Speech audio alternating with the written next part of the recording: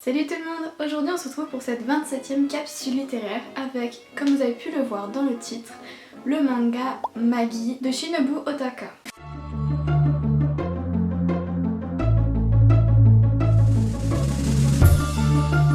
Comme je vous le disais, c'est donc un manga. L'histoire commence avec le personnage d'Aladin qui évolue dans le monde sans trop savoir son passé. Il est accompagné par une flûte grâce à laquelle il peut invoquer une sorte de génie qui n'a pas de tête et qui pour autant lui est d'une grande utilité. Aladin, puisqu'il est tout seul, s'est lié d'amitié avec ce génie qui s'appelle Hugo et il est décidé à lui rendre justement cette tête qu'il n'a pas, et notamment en trouvant une lampe.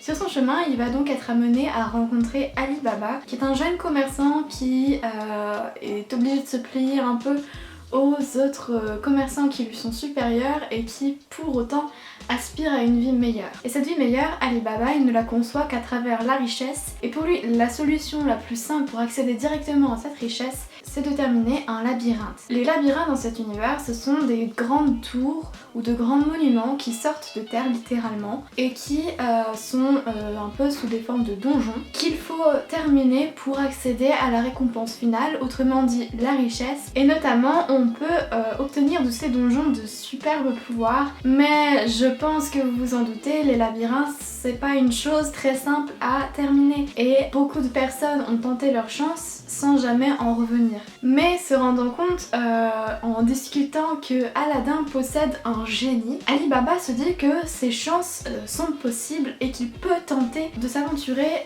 dans un de ces donjons. Il va donc se mettre en tête d'y aller. Il convainc Aladin de le suivre en se disant que de toute façon ils ne peuvent que s'en sortir. Évidemment, vous vous en doutez, l'histoire est beaucoup plus longue que ça, mais je vais m'arrêter là parce que j'ai envie que vous vous lanciez et j'ai pas envie de trop vous en dire du coup. Alors, que dire de ce manga?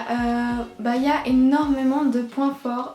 Je trouve que c'est une série qui est géniale. Mais comme je vous l'ai dit, le format se veut plutôt court, alors je vais devoir en résumer que certains points et faire la croix sur d'autres pour aller droit à l'essentiel. D'abord, le gros point fort, ce sont les personnages. Ils sont tous plutôt sympathiques, chacun, du moins les principaux, sont tous sympathiques à leur façon parce qu'ils sont animés de bons sentiments dans le fond. Ils ont tous un objectif et surtout, ils arrivent à allier des moments sérieux et des moments d'humour, et je trouve que ce bel équilibre est vraiment un point fort du manga et de la série en général. Et quand je parlais de bons sentiments, je pense notamment au personnage d'Aladin qui est un personnage très naïf qui veut juste faire le bien autour de lui et qui réfléchit pas forcément aux conséquences de ce qu'il peut faire, juste parce que lui ne se prend pas trop la tête avec les règles, les codes de la société. Comme je le disais également, il y a un bel équilibre entre l'humour et le sérieux, et je pense que cet élément mérite d'être souligné parce qu'à mon sens ça fait vraiment l'identité de la série. L'humour survient au moment où on s'y attend le moins, parfois pour rompre un peu les moments où il y a trop de tension, parfois juste pour te faire rire, et je trouve qu'en soi c'est de l'humour plutôt accessible, plutôt pertinent également. Il y a des moments où vraiment c'est de l'humour enfin en bref, c'est de l'humour qui est bien placé au bon moment et qui fait rire, tout simplement. C'est parfois des blagues pas très élevées intellectuellement, hein, mais je trouve ça plutôt drôle de manière générale. Je trouve également que dans cette série, le point fort, c'est qu'il y a une très bonne gestion de l'action. Même dans le premier tome, qui est pourtant plutôt censé planter le décor et les personnages, il y a quand même de l'action qui est mise au cœur du tome et qui rythme l'intrigue et la découverte de ce monde très particulier et de ces personnages qui le sont tout autant. On a également droit tout au long de la série à beaucoup de rebondissements, des événements imprévus. Certains événements sont prévisibles bien entendu, mais d'autres sont vraiment incroyables. Et je pense également que le point fort de cette série, c'est que en soi les combats ils sont plutôt bien faits. Les planches sont plutôt bien dessinées,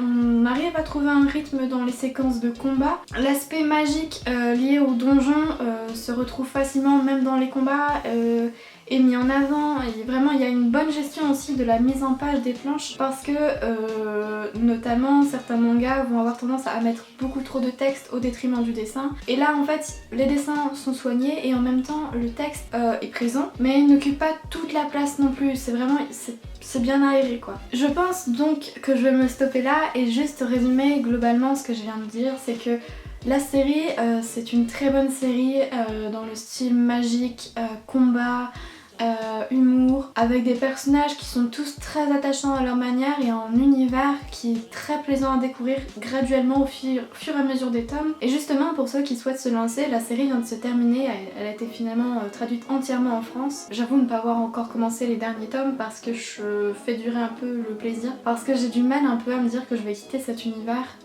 parce que ouais, les personnages sont tellement attachants que j'ai pas envie de leur dire adieu ou au revoir, simplement j'ai juste envie de prolonger un peu ce petit plaisir. Je pense également que c'est un manga qu'on peut facilement emmener en vacances parce que comme je l'ai déjà dit, le format fait qu'on peut facilement le glisser dans une valise comme dans une pile à lire évidemment. Et en même temps c'est un univers qui fait voyager, et quoi de mieux que de voyager pendant les vacances, surtout si on part pas. C'est pour ça aussi que je souhaitais vous le conseiller, parce que même s'il a été plutôt mis en avant, je trouve quand même, il y a eu une bonne communication autour de la série. Je pense quand même que pour les vacances, c'est un manga idéal. Et puis voilà, tout simplement. J'espère que la vidéo vous aura plu, et si c'est le cas, n'hésitez pas à laisser un like, un commentaire, à partager la vidéo évidemment comme d'habitude. Et puis moi je vais vous laisser sur ces bonnes paroles. Je vous dis à très bientôt pour de prochaines vidéos, voire même à demain si vous suivez la série en temps et en heure. Et puis je vous fais de gros bisous. Salut!